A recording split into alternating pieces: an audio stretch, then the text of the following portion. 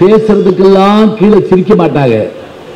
சிரிக்கிறதுக்குன்னு ஒரு கோஷ்டியை கூட்டு வந்து உட்கார்ந்து காலையில சோறு போட்டு உட்கார வச்சிருப்பாங்க. ஒரு நாள் கம்போடு சிரி சிரி சிரி அவங்க சிரிப்பா. அதை மட்டும் எடுத்து வச்சு இப்போ ஒருத்தர் வந்து வணக்கம் அப்படிம்பாரு, விழுந்து விழுந்து சிரிப்பாங்க எல்லாரும். நீங்க என்ன நினைப்பீங்க, வணக்கத்துக்கே சிரிக்கிறாங்களே, கொடுத்த காசுக்கு மேல கூறாண்டா அப்படின்னு சொல்லுவோம்ல. அது மாதிரி இப்ப நீங்க இப்படி எடுத்து வச்சுக்கிட்டாரு. வசதி என்ன தெரியுமா, இந்த பட்டிமன்றத்தை எடிட் பண்ணி போடுறப்ப நடுவில் நடுவில் நீங்க சிரிச்சதை போடலாம். இப்ப பாக்குறவங்க என்ன நினைப்பாங்க, சார் அருமையான பட்டிமன்றம், சிரிக்க சிரிக்க பேசியிருக்காங்க, அப்படி சந்தோஷப்படுவாங்க. அதுக்கு பதிலாக சோகமா இருக்கப்ப அவர் எடுத்தாருன்னு வைங்க, உங்களை நல்ல வேலைடா போகல, ஒரு 5 பையன் கொண்டு எடுத்துப்பாங்க போல. அதனால நல்ல சந்தோஷமா சிரிக்கலாம், கேட்கலாம், உங்க கடமை. வீட்டுக்கு போகணும்னு நினைச்சாலும் தப்பு இல்லை, ஒரு 2 பேரா போங்க.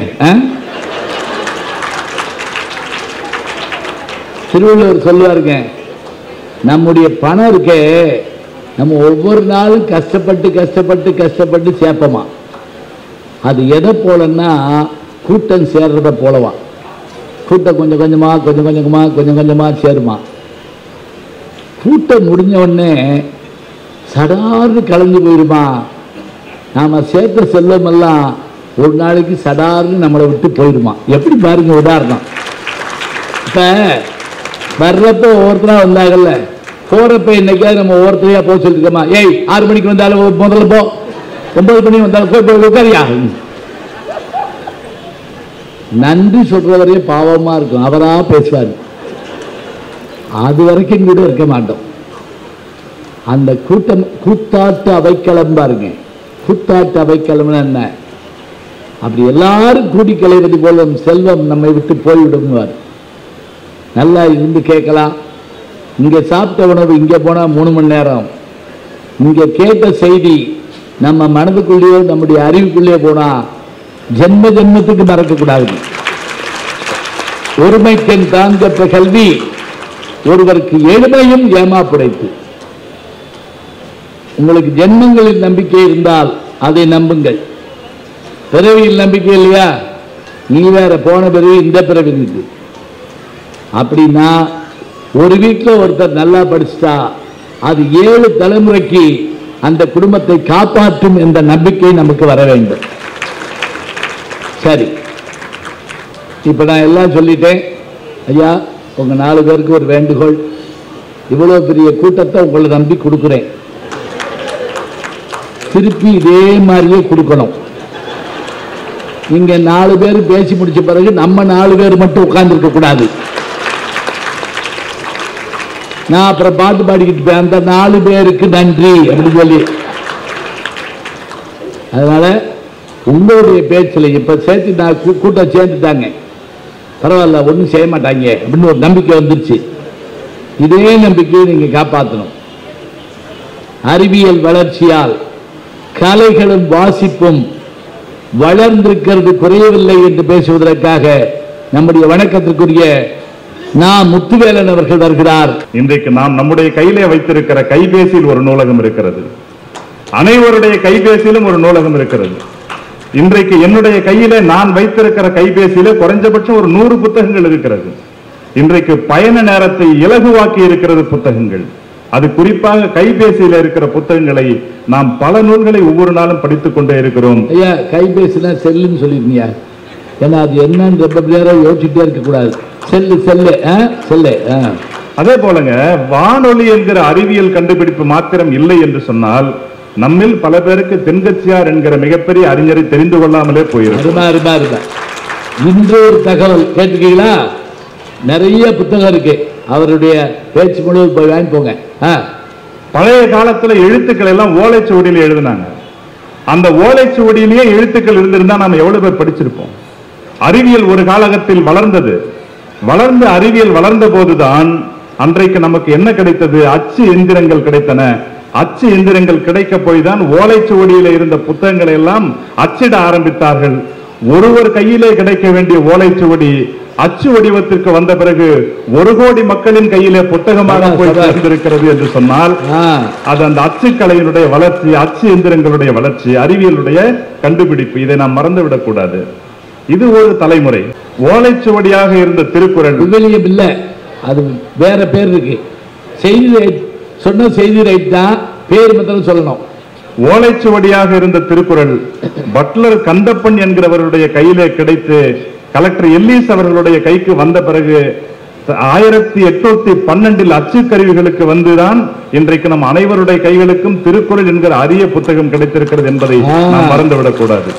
அப்ப அறிவியல் இல்லாவிட்டால் திருக்குறள் மட்டுமல்ல, இன்றைக்கு நாம் படிக்கிற எல்லா புத்தகங்களையும் அச்சு வடிவத்தில் இழந்திருப்போம் என்பதை நாம் புரிந்து கொள்ள வேண்டும். அது ஒரு காலம். அச்சு வடிவத்துக்கு பிறகு இன்றைக்கு எல்லாம் மின்னூல்களாக ஆக்கப்பட்டிருக்கிறது. அந்த மின்னூல்கள் இன்றைக்கு கணினியை திறந்தால், ஒரு நாளைக்கு கணினியை திறந்தால் 1000 புத்தகங்களை படிக்க முடியும். அவ்வளவு புத்தகங்கள் இன்றைக்கு கணினியில கொட்டி, கம்ப்யூட்டர்ல கொட்டி கிடக்கிறதுன்னு சொன்னா நாம் யோசிக்க வேண்டுமா இல்லையா? அறிவியல் வளர்ச்சியால் நமக்கு எல்லாமும் எளிதில் கைவர பெற்றிருக்கிறதுங்கிறத பார்க்கணும். அது மட்டும் இல்லைங்க, யோசிச்சா தெரியும். ஆடியோ புத்தகங்கள் ஒளி வடிவத்தில் இன்னைக்கு நான் 2 மணி நேரம் சேத்துப்பட்டுல இருந்து இங்க காஞ்சிபுரம் வர்றதுக்கு, ஆனால் அந்த 2 மணி நேரத்துல ஏற்கனவே படித்த புத்தகங்கள் தான். ஆனாலும் புதுமை பித்தன் சிறுகதைகளை குறைந்தபட்சம் ஒரு 10 கதைகளை நான் இன்றைக்கு கேட்டுக்கொண்டே வந்தேன். ஆடியோ புத்தகங்கள் நமக்கு கிடைத்திருக்கின்றன. அப்ப அறிவியல் வளர்ச்சியின் விளைவாக புத்தக வாசிப்பு என்பது அடுத்த பரிணாமத்திற்கு போயிருக்கிறதுங்கிறத நாம புரிஞ்சுக்கணும். இப்படி எல்லாமே காலத்திற்கு ஏற்ப மாறுது. நாம தாங்க புரிஞ்சுக்கணும். அறிவியல்ல இதெல்லாம் நடந்தா இவ்வளவு கெடுதல் இருக்குன்னு ஒரு பட்டியல் போடுறதுக்கு இப்ப 2 பேர் வந்திருக்காங்க. அவங்க பட்டியல் போட தான் செய்வாங்க.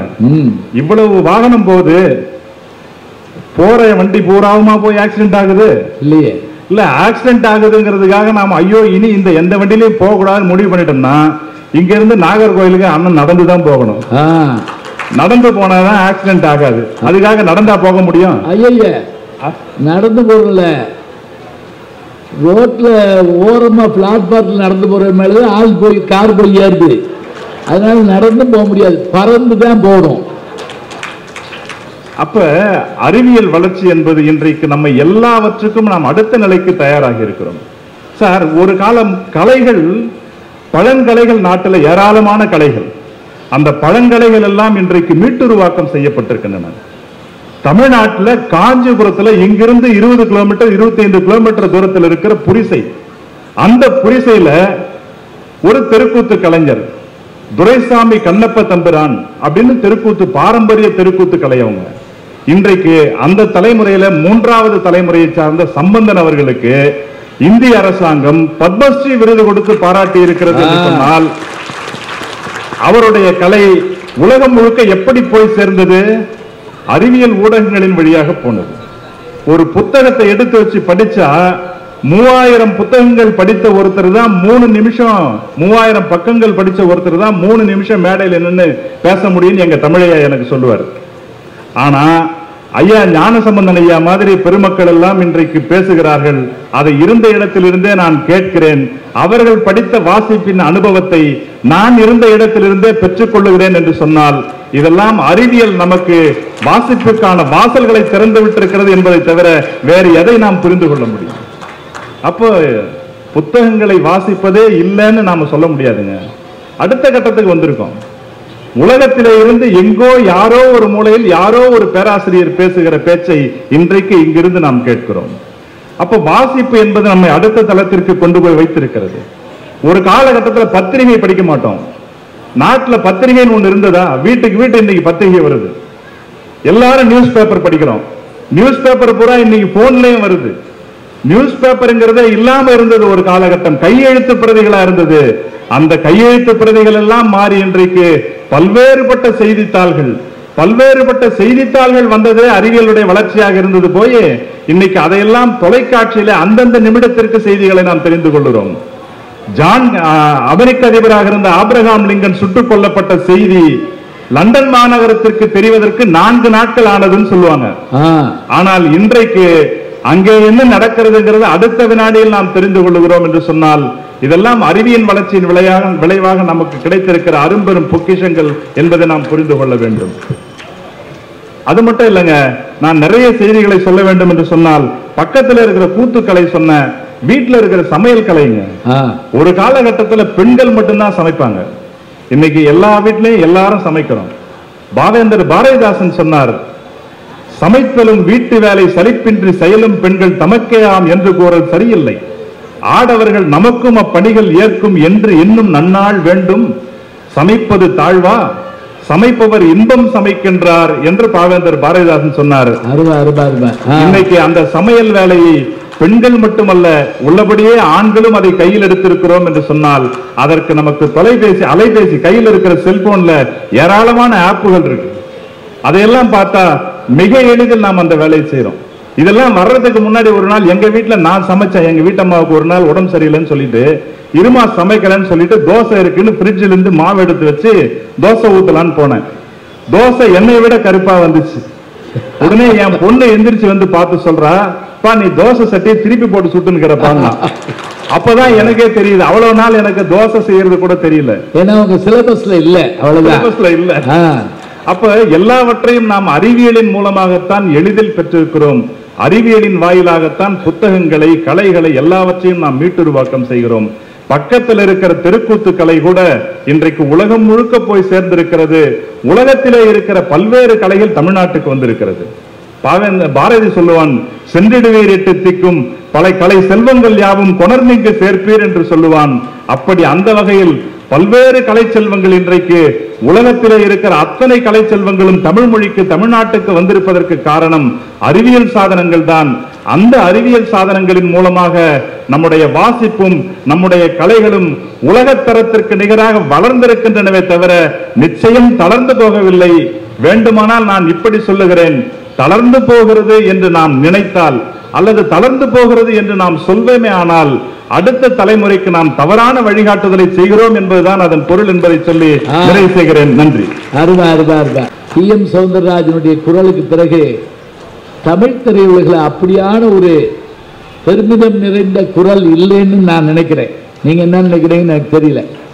ஒரு ஆண்மையும் பெருமிதமும், அதுலயும் அந்த அடிமை பெண் படத்துல பல்லாண்டு கழிச்சு தன்னுடைய அம்மாவை போய் பார்க்க போறப்ப அந்த கதாநாயகன் பாடுற அந்த பாட்டை அவர் ஆலங்குடி சோமுங்கிறவர் எழுத வச்சுட்டாங்க. அதை எஸ்பி பாலசுப்ரமணியத்தை வச்சு எம்ஜிஆர் அவர்கள் பாட வச்சுட்டாரு. அந்த பாடலை அன்றைக்கு அந்த படத்தினுடைய கதாநாயகியாக இருந்த, பின்னாடி தமிழக முதல்வராக இருந்த டாக்டர் ஜெயலலிதா அவர்கள்ட்ட அனுப்பினாரா எம்ஜிஆர்.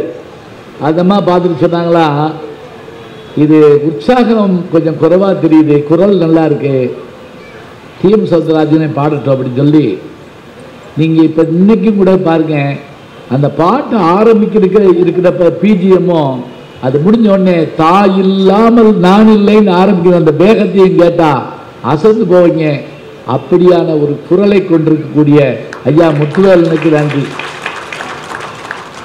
அடுத்து உச்சரிப்பு என்ன அழகாக இருந்துச்சு பாருங்க. இதெல்லாம் பேச்சாளர்கள் தெரிஞ்சுக்கணும். இப்போ நிறைய குழந்தைகள் வந்து என்கிட்ட பேச்சு, நான் பேசுவேன், மேடையில் பேசுவேன் சொன்னாங்க.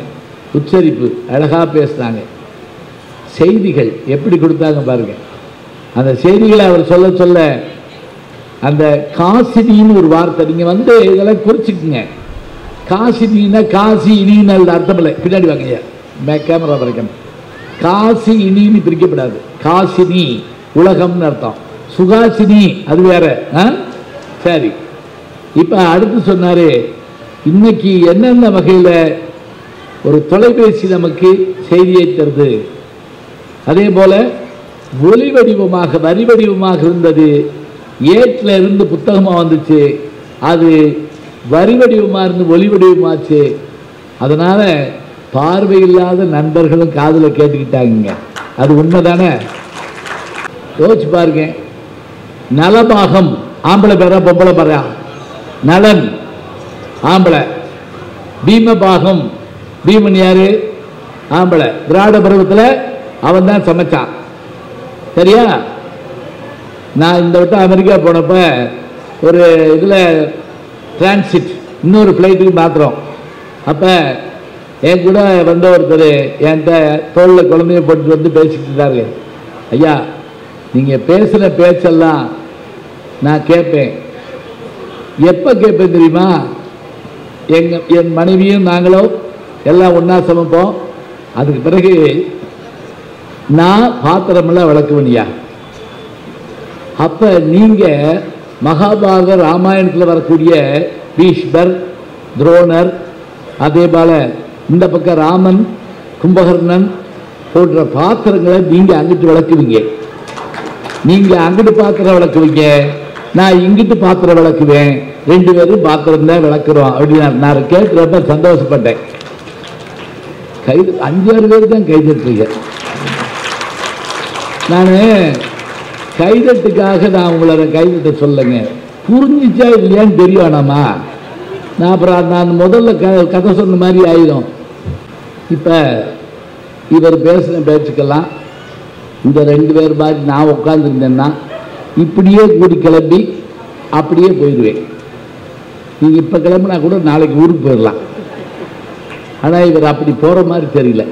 கையில் ஒரு பாட்டுக்கு அந்த பக்கம் பேப்பர், இந்த பக்கம் அது இதுன்னு எக்கச்சக்கமான டாக்குமெண்ட்ஸோடு வந்திருக்கார். சரி, இவர் என்ன சொல்கிறான்னு பார்ப்போம். இன்றைய சூழலில் அறிவியல் வளர்ச்சியால் கலைகளும் வாசிப்பும் தளர்ந்திருக்கிறது, குறைந்திருக்கிறது என்று பேச நாஞ்சில் நாவரசு செல்லக்கண்ணன் அவர்களை அன்போடு அழைக்கிறேன். வாங்க. சுட்டு சுட்டு கொடுத்தா அது அம்மா சமையல், சுட வச்சு கொடுத்தா மனைவி சமையல். பல பேர் பாதிக்கப்பட்டிருக்காங்க பாருங்க. உங்க வீடு நாகர்கோவில்ல இருக்குன்னு தைரியத்துல இங்க இருந்து பேசினா கேட்காதுன்னு நினைச்சு அது இந்த இது போகும் ஊருக்கு. அதுல அவர் வேற சமையலுக்கு நிறைய ஆப்புகள் இருக்கா, ஆப்புகள் நிறைய இருக்கா. அது ஆப் இல்ல, ஆப்பு.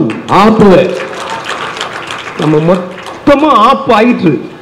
இன்னொன்னு சொன்னார் பாருங்க, அப்ரஹாம் லிங்கன் அவரை சுட்டது தகவல் லண்டனுக்கே 4 நாள் கழிச்சு தான் தெரிஞ்சு. அவரை சுட்டது லண்டனுக்கே 4 நாள் கழிச்சு தான் தெரிஞ்சு. இப்பதான் என்னைக்கு நம்ம வீட்டுல மொபைல் கையில பையன்ட்ட வந்திருந்தோம், ராத்திரி 12 மணிக்கெல்லாம் எழும்பி சுடுறான்.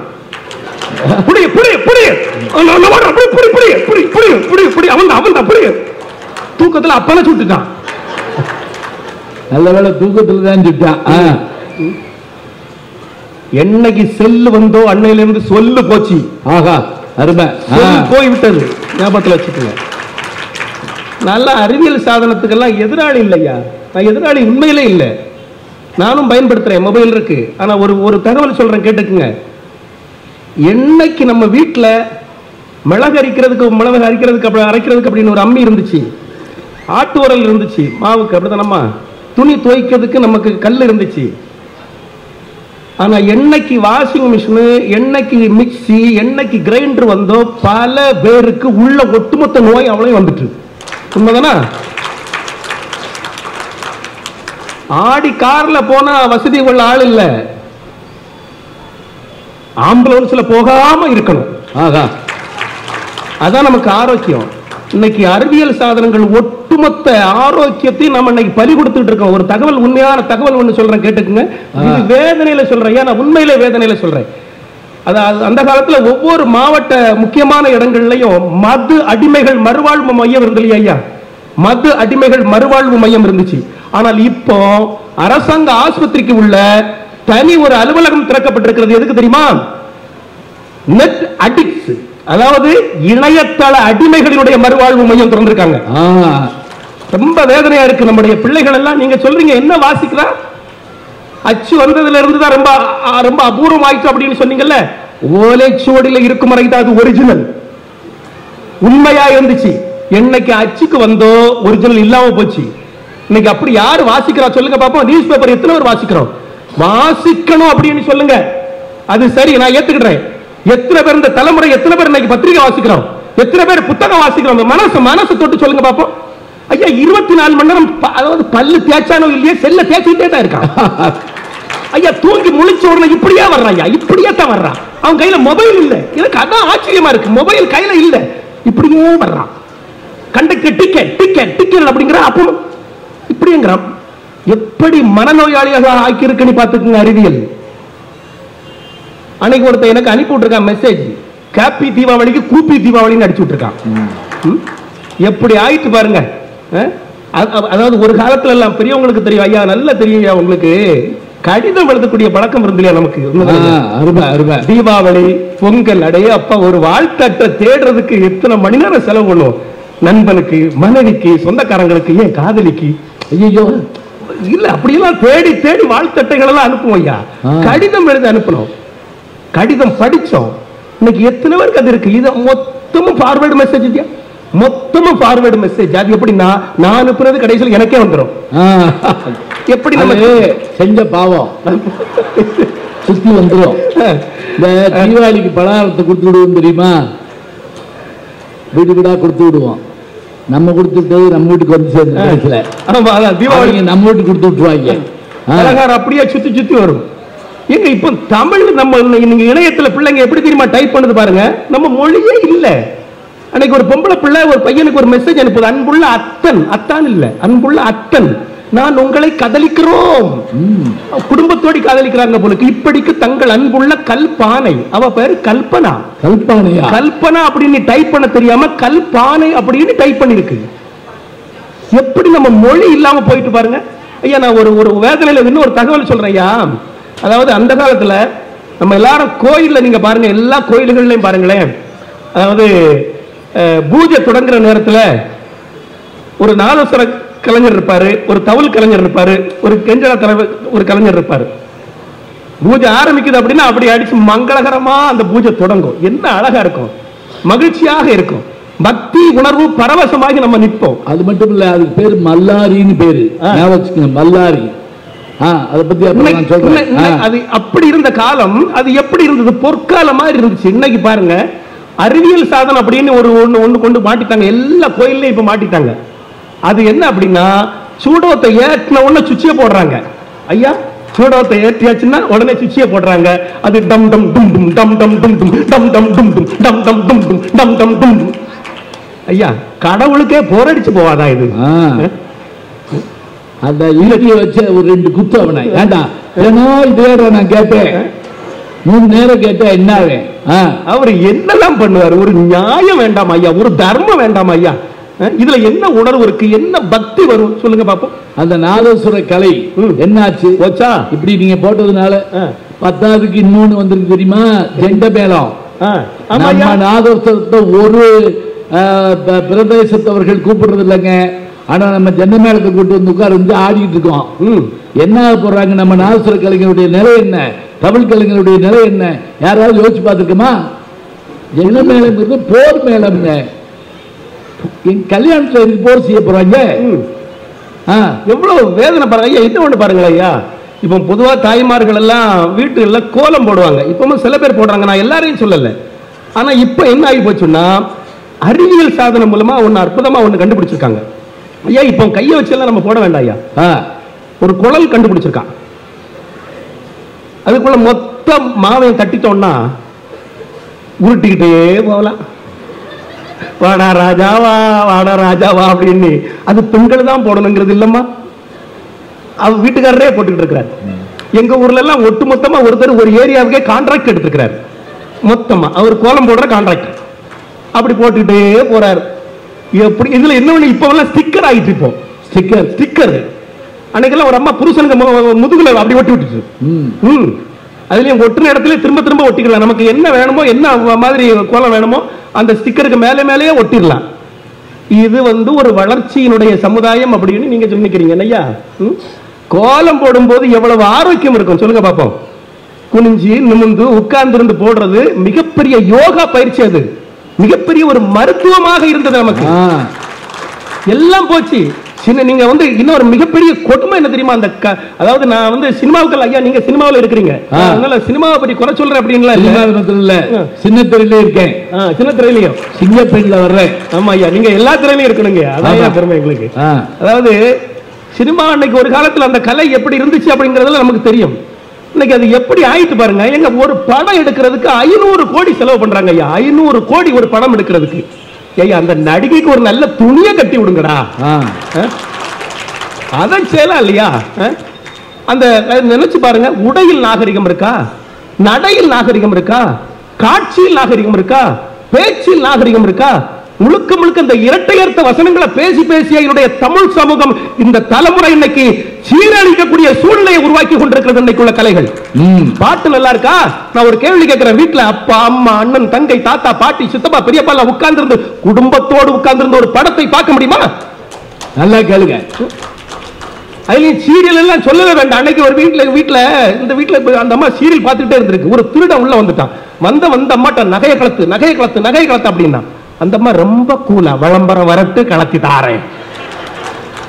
எவ்வளவு சௌரியம் ஆயிட்டு பாருங்க கால மாற்றம். இப்படி ஒவ்வொரு கலைகளும் பாட்டு நல்லா இருக்கா? கேட்கறது மாதிரி ஒரு பாட்டு இருக்கா? அதுல அந்த பாட்டுல நீங்க பாருங்களேன் வரக்கூடிய அந்த அர்த்தம் இருக்குல்ல, அதெல்லாம் பாடவே முடியாது ஐயா. வார்த்தைகள் எல்லாம் அப்படி எங்க இருந்தா வசனம் எடுப்பாங்கன்னு தெரியல. ஒரு காலத்திலேயே கொஞ்சம் உருப்படியாக பாடல்களாக இருந்துச்சு. அன்னைக்கெல்லாம் அதாவது ஓரளவுக்கு நியாயமா இலக்கியத்தை கூட கொண்டு வந்தாங்க பாடல்கள் எல்லாம். ஏன் வாலி கூட அற்புதமா ஒரு பாட்டுல சொல்லுவார், பல நூல் படித்து நீ அறியும் கல்வி, பொது நலம் நினைத்து நீ வழங்கும் செல்வம், பிறர் உயர்வினிலே உனக்கு இருக்கும் இன்பம், இவை அனைத்திலுமே இருப்பதுதான் தெய்வம், இவை அனைத்திலுமே இருப்பதுதான் தெய்வம், பாசம் உள்ள பார்வையிலே கடவுள் வாழ்கிறான், அவன் கருணை உள்ள நெஞ்சினிலே கோவில் கொள்கிறான், இதோ எந்தன் தெய்வம் முன்னாலே நான் ஒரே ஒரு புன்னகையில் கண்டேனே. இது என்ன படம் கேட்க மாட்டேன், புத்தகம் தீர்ந்து வச்சு. பாபு சொல்றாரு. பாபு நன்றி, அவ்வளவுதான் சொல்லுவேன். புத்தகம் வந்தா தர்றேன். இன்னைக்கு காலையில ஒரு பாட்டு கேட்டேன். கிளி மேய்ச்சானோ இல்ல பண்ணி மேய்ச்சானோ நாய் மேய்ச்சானோ நரி எதை மேய்ச்சான்னு தெரியல. கடைசியில பாட்டு ரொம்ப கூர்ந்து கவனிச்சா கிளிமஞ்சாரோவா. எப்படி இன்னைக்கு புரிய வைக்கிறது பாருங்க பிள்ளைங்களுக்கு. அதாவது இந்த தலைமுறை எப்படி ஆகிட்டு அப்படின்னு தெரியுமா நடுவர் அவர்களே? அதாவது அவர் சொன்னாரு, சொல்லி நான் முடிச்சிடுறேன். அதாவது அவர் ஒண்ணு சொன்னாரு, இன்னைக்கு உள்ள கலைகள் வாசிப்பு அதெல்லாம் வாசிப்பெல்லாம் ரொம்ப அதிகமாயிட்டு அப்படின்னு சொன்னாரு. ஒரு தகவல் தெரிஞ்சுக்குங்க, இன்னைக்கு இணையத்துல நம்ம வாசித்துக்கிட்டு இருக்கோம். நீங்க புத்தகத்தை வாசித்து பாருங்க, புத்தகத்தை வாசிக்கக்கூடியவங்க மிக குறைவு. இணையத்துல வாசித்தாச்சுன்னா என்ன ஆகும் தெரியுமா? நிறைய தவறான செய்திகள் நிறைய இருக்குது. அதுல தவறான தகவல்களா இருக்கு. இன்னும் ஒண்ணு சொல்றேன் கேட்டுக்குங்க. நீங்க இதெல்லாம் இந்த இணையம் இயந்திரம் இது எல்லாம் எதை நம்பி இருக்கிறது என்று சொன்னால், கரண்ட் மின்சாரத்தை நம்பி இருக்கு, பேட்டரியை நம்பி இருக்கு. இதெல்லாம் முடிஞ்சு போச்சுன்னு வச்சுக்கங்க. ஒரு வைரஸ் ஏறிட்டுன்னு வச்சுக்கங்க, ஏடிஎம்ல பணம் எடுக்க முடியாது, பேசாம தான் போனோம். ஆனா நம்ம முப்பாட்டனுடைய அந்த 2 பெட்டி இருக்குல்ல, அந்த பெட்டி என்னைக்கு அப்படித்தான் இருக்கும், எப்ப வேணாலும் பணம் எடுக்க முடியும். அதனால் இன்னைக்கு இருக்கக்கூடிய சூழல்ல அறிவியல் வளர்ச்சி தேவை, வேண்டாம் சொல்லவில்லை, தேவை. ஆனால் அதனால் கலைகள் மட்டுமல்ல, வாசிப்பு மட்டுமல்ல, ஒட்டுமொத்த சமுதாயமே இன்னைக்கு தவறான பாதைக்கு அழைத்து செல்கிறது. அது வளரவில்லை, தளர்ந்து கொண்டுதான் இருக்கிறது என்று சொல்லி வாய்ப்பளித்த அத்தனை பெருமக்களுக்கு நன்றி பாராட்டி விடைபெறுகின்றேன். நண்பு வணக்கம் ஐயா. ரொம்ப அழகா சொன்னாரு. என்னைக்கு அறிவியல் சாதனங்கள்லாம் வந்ததோ அன்னையோட நம்முடைய ஆரோக்கியமும் காணா போச்சுன்னார். ஒரு மனைவி கணவனுக்கு வத்த குழம்பு ஊற்றிருக்காங்க. அவன் நாக்கு தொட்டு இப்படி நாக்கில் வச்சுட்டு அப்படி சொல்லி, போன மாதம் 15ஆம் தேதி ஒரு வத்த குழம்பு வச்சு இல்லையா, அதே மாதிரி இருக்கு அப்படின்னா,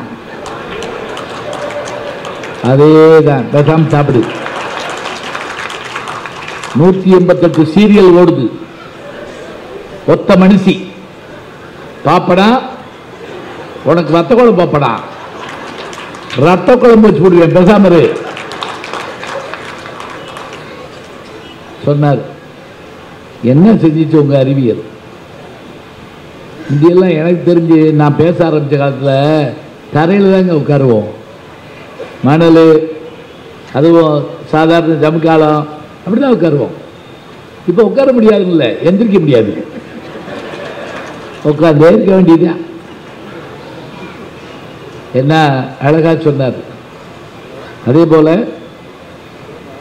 குழந்தைகள் எங்க வீட்டில் லைட் எரியறத பார்த்துருக்கோம், போர்வக்குள்ள லைட் எரியறத பார்க்குறீங்களா? இப்பதான் புரிஞ்சிருக்கு உங்களுக்கு. எல்லா லைட்டையும் அமர்த்திட்டு பார்த்தா போர்வக்குள்ள பார்த்துக்கிட்டு இருக்கான். திருடங்கள்லாம் அழுகிறாங்க, இவங்க தூங்கவே மாட்டாங்களா? எங்களுக்கு வாழ்க்கை அது. நீ அவங்க ஏதாவது நிவாரணம் கேட்டு வரப்போவாங்க. அழகா சொன்னாங்க, கடிதம் போச்சேங்க, நான் எழுதுவது கடிதம் அல்ல, உள்ளம், அதில் உள்ளதெல்லாம் எழுத்தும் அல்ல.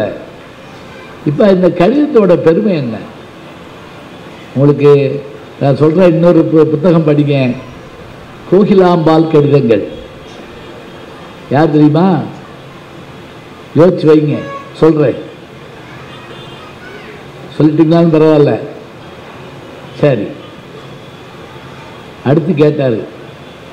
அந்த கடிதத்தை வந்ததை ஒருத்தர் படிக்க எல்லாருமே உட்காந்து கேட்டு, இன்னொரு அந்த 3வது வரி இன்னொருக்க படியே, என்ன படி, அம்மா எப்படி இருக்காங்க, அது படி. கேட்டு கேட்டு இன்புறுவாங்க. அதே போல கோயில்ல நாதஸ்வரம், இந்த ஓசை கேட்டால் சாமி பெறப்படுதுன்னு அர்த்தம். அதுக்கு பேர் தான் மல்லாரி. இந்த ஓசை கேட்டால் சாமிக்கு நீர் எடுத்துட்டு வர்றாங்கன்னு அர்த்தம், அபிஷேக மல்லாரி. அதே மாதிரி சமயக்கூடத்திலிருந்து மடப்பள்ளியிலிருந்து சாமிக்கு பிரசாத பொருள் கொண்டு வர்றாங்கன்னா அதுக்கு ஒரு நடை, ஒரு வாசிப்பு வாசிப்பாங்க. கொஞ்ச நாளைக்கு முதல்ல ரவி சுப்பிரமணியம் என்கின்ற ஒரு எழுத்தாளர் மிக அருமையாக தினமணியில் மல்லாரி பற்றிய அந்த கட்டுரை எழுதியிருந்தாருங்க. என் யூடியூப் சேனலில் கூட நான் அதை பற்றி பேசியிருந்தேன்.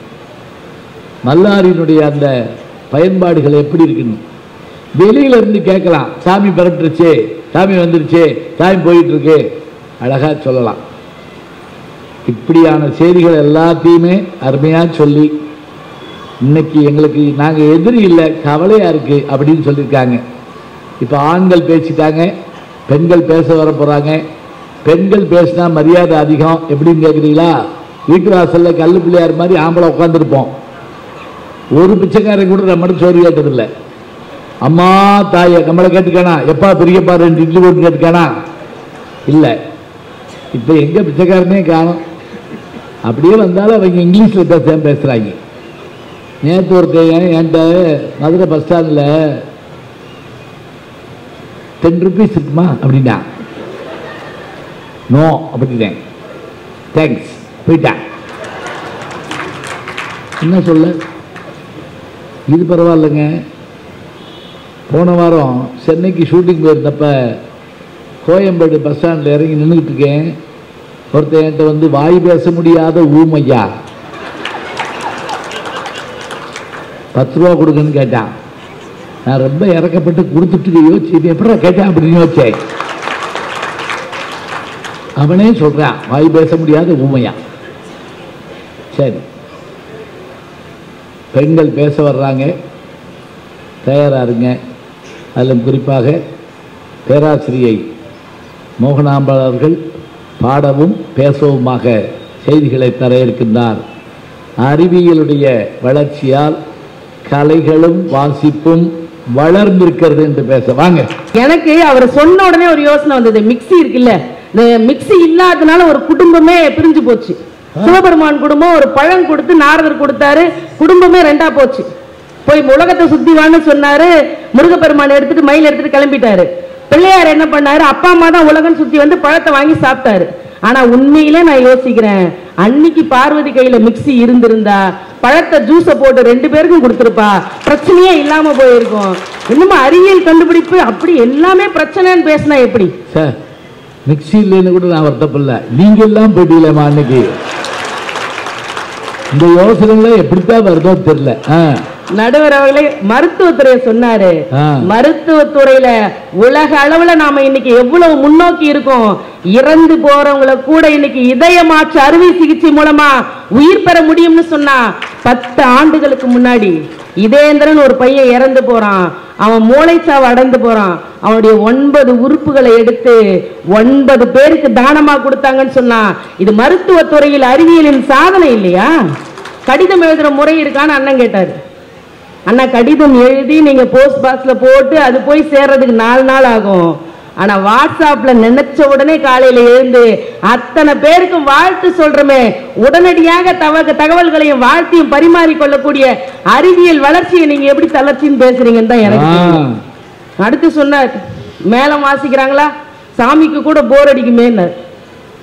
சாமிக்கு உள்ள ரொம்ப நாளா மேல சத்தம் கேட்டு போர் அடிச்சதுனால கொஞ்சம் அறிவியல் மாற்றமா இந்த சுவிட்ச போட்ட உடனே வாசிக்கிற கருவி வச்சிருக்கோம். ஆனா எந்த ஊர்லயாவது உற்சவர் சுத்தி வரும்போது சுவிட்சில் போடுற பாக்ஸ் அந்த இசையை கேட்கிறோமா? ஒருபோதும் இல்ல. இன்னமும் நாதஸ்வரம் மேளத்தோட தான் உற்சவர் வலம் வராதுன்னு சொன்னா நாங்கள் எதையும் பழமையை மறக்கல, புதுமையை ஏத்துக்கோங்கன்னு சொல்றோம். இப்ப பழைய காலத்துல இருந்த மாதிரி மாட்டு வண்டியில வரணும்னா இன்னைக்கு வந்து சேர்றதுக்கு உங்களுக்கு எத்தனை நாளா இருக்கும்? மாடே இல்ல, அப்புறம் மாட்டு வண்டியா? இல்லைங்கய்யா, அது வேற சொன்னார் பாருங்க, மாடே காணம் தேடிட்டுறாங்க. செல்லுல எவ்வளவு பிரச்சனை இருக்குன்னு.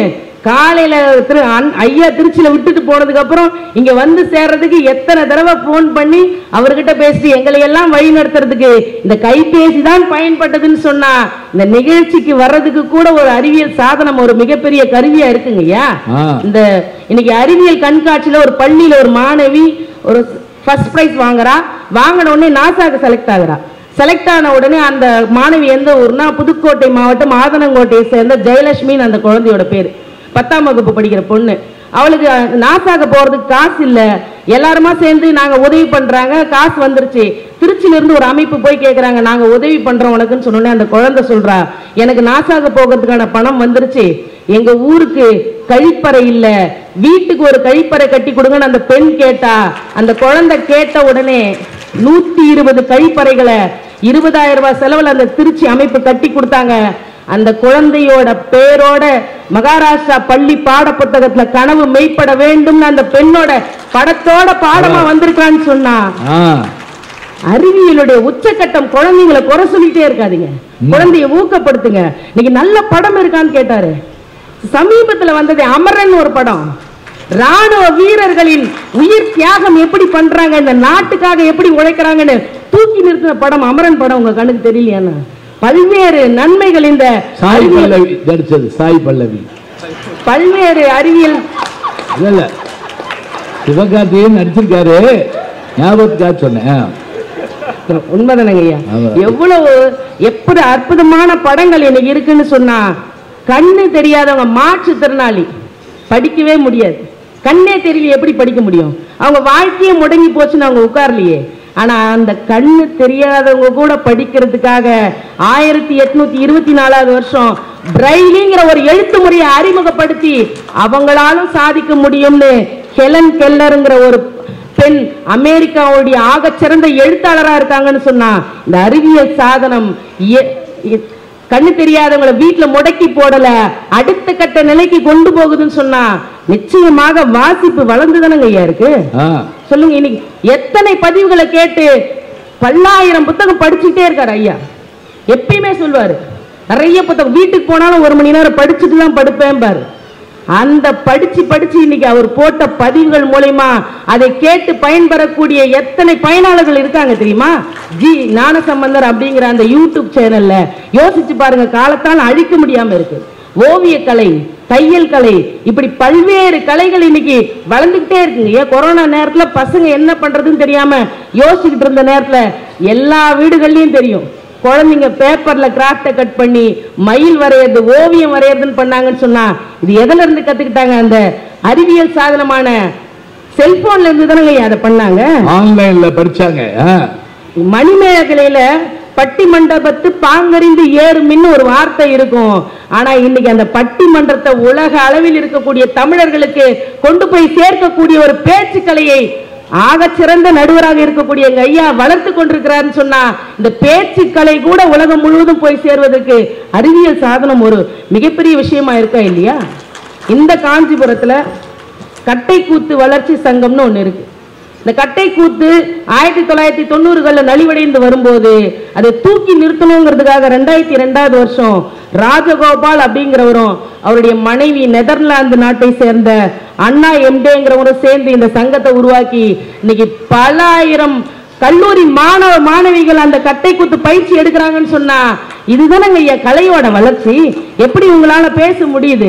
தளர்ச்சி தான் அடைஞ்சிருக்குன்னு யோசிச்சு பாருங்க. பாரதிதாசன் சொன்னான், நூலைப்படி சங்கத்தமிழ் நூலைப்படி, காலையில் படி கடும்பகல் படி, மாலை இரவு பொருள்படும்படி, அகம்படி புறம்படி, அப்படியே இன்பம் படி, புறப்பொருள் படின்னு வரிசையா பாரதிதாசன் சொல்லக்கூடிய அத்தனை நூல்களையும் ஒற்றை செல்போன்ல படிக்க முடியும்னு சொன்னா இதுதாங்க ஐயா அறிவியலோட வளர்ச்சி.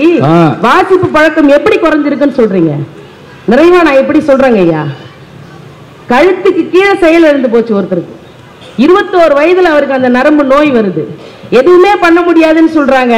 ஒரு அறிவியல் சாதனத்தை கண்டுபிடிச்சு அவர் மூளையில நினைக்கிறது தாட வழியா கம்ப்யூட்டர்ல பதிவாகிற மாதிரி ஒரு இயந்திரம் கண்டுபிடிச்சு அவர் எழுதின ஒரு புத்தகம் காலத்தின் ஒரு வரலாற்று சுருக்கம் என்ற கட்டுரை தொடர் சண்டே டைம்ஸ் இதழில் 237 வாரங்கள் வெளிவந்து சாதனை படைச்சது. அவர் பேர் ஸ்டீபன் ஹாக்கிங். அந்த ஒற்றை மனிதர் அண்டவியலை பத்தி மிகப்பெரிய ஆய்வு பண்ணியிருக்காருன்னு சொன்னா இந்த அறிவியல் வளர்ச்சி அடுத்த நிலைக்கு தானே கொண்டு போயிருக்கு. அப்போ இன்னைக்கு இருக்கக்கூடிய இந்த அறிவியல் வளர்ச்சியால நிச்சயமாக வாசிப்பும் கலைகளும் அடுத்தடுத்த நிலைக்கு தான் சென்று கொண்டிருக்கிறது. அதற்கு உதாரணம் இது போன்ற புத்தக கண்காட்சிகளில் நடக்கக்கூடிய வருகை புரியக்கூடிய வாசகர்களும் நடக்கக்கூடிய கலைகளும் என்று கூறி நிச்சயமாக ஒருபோதும் அறிவியல் வளர்ச்சி தளர்ச்சியை ஏற்படுத்தாது, வளர்ச்சியை மட்டுமே ஏற்படுத்தும் என்று கூறி பேச வாய்ப்பளித்த அனைத்து நல்வளங்களுக்கும் நன்றி கூறிய முறை வணக்கம். தனக்கு ஏற்பட்ட கதியை போல ஏற்பட்டவர்கள் படிக்க முடியாமல் போயிருமே தான் அவர் அந்த பிரெய்லி என்கின்ற அந்த முறையை கண்டுபிடித்தார். ஒரு மனிதருக்கு வந்த தீங்கும் கூட பிறருக்கான நலன் என்று நினைத்தால் அதான் வாழ்க்கைங்க. அருமையா அழகான விஷயத்தை சொன்னாங்க. இதெல்லாம் எங்க படிக்கிறீங்கன்னு கேட்டா நீங்க படிக்கணும்னு ஆர்வம் இருந்தா அந்த புத்தகம் உங்களை நோக்கி வருங்க. அவ்வளவுதான். நீங்க கவனமா இருங்க, ஈர்க்கணும் அப்படியே. இப்ப நிறைவாக நம்முடைய வணக்கத்திற்குரிய பேராசிரியை விமலா அண்ணாதுரை அவர்கள் அறிவியல் வளர்ச்சியால் கலையும் வாசிப்பும் தளர்ந்துதான் இருக்கிறது என்று பேச வருகிறார். வாங்க, அவங்க முடிச்ச உடனே நான் திருப்பி சொல்றேன். நீங்கள் நம்ம எல்லாரும் சேர்ந்து வீட்டுக்கு போறோம், சரியா? ஆமா, என்னை விட்டு போயிடாங்க. இருவருமே சொன்ன செய்தி என்ன? கைபேசியில நூலகமே இருக்கு, கைபேசி முழுக்க நூல்கள் இருக்கு, அதையெல்லாம் படிக்கலாமே. ஒருத்தர் இருவரும் சொன்னாங்க, நூலைப்படி சங்கத்தமிழ் நூலைப்படி, காலைப்படி கடும்பகல் படி, மத்தியானம் படி, இரவு படி, காப்படி அரைப்படி படி. நாங்களும் சொல்ற படிக்கிறானா அதே பாரதிதாசன் சொன்ன மாதிரி பாரதி சொல்லுவான். எப்படி தெரியுமா நூல்களை வாசிக்கணும்? தெளிவுறவே அறிந்திடுதல், தெளிவு தர ஒழிந்திடுதல், சிந்திப்பார்க்கே களி வளர உள்ளத்தில் ஆனந்த கனவு பல பாட்டல். இது எல்லாம் புத்தகத்தை கையில வச்சு வாசிச்சாதான் வருமே தவிர நீங்க சொல்ற செல்போன்ல பாக்குறதுனால வரவே வராதுங்க. அதான் நாங்க பேசிட்டு இருக்கிறோம். கூகுள்ல போட்டுக்கெல்லாம் ரைட்டுன்னு யார் சொன்னா சொல்லுங்க பாப்போம். எப்படி தப்பு இருக்கு தெரியுமா? ஏன்னா தப்பானவே அதை ஏற்றி விட்டானா அது தப்பா தான் சொல்லும். அதுவரை இவங்க வந்து திருவிளையாடல் படத்தெல்லாம் வந்து இங்க ரீல் ஓட்டிட்டு போனாங்க. அப்ப வந்து பழம் கொடுத்தாங்களாம். அப்ப மிக்சி இருந்ததுன்னா பார்வதி தேவி மிக்சியில் அது பார்வதி தேவி அரைப்பாங்களா இல்ல அவங்க அணில சொன்ன மாதிரி சிவபெருமான் அரைப்பாரான்றது தனி பட்டிமன்றம். அரைச்சு கொடுத்துட்டு இருப்பாங்களா? ஏமா அறுக்கவே கூடாதுன்னு விதி சொல்லியிருக்காரு. இயந்திரத்தை வச்சு அரைச்சிடுவீங்களா நீங்க? நல்லா படிக்கணும்.